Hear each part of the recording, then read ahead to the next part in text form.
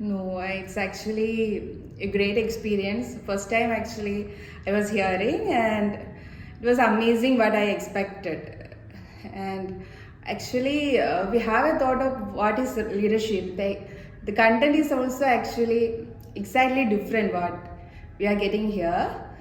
Uh, Simply a leader is actually first become a servant, and he or she should be an influencer. The main content that I get from here, it was so something new. And actually, it is easy to practice, and in of course in UST we can because we have our own values, GMN own values.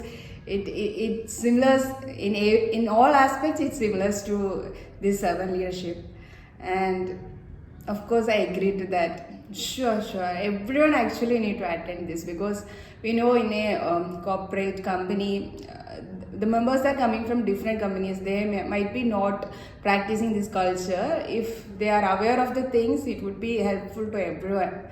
Who is means a good collaboration. We can work along with our values, and from that we can actually achieve our revenue also. Like as we Yes, heard yes. from the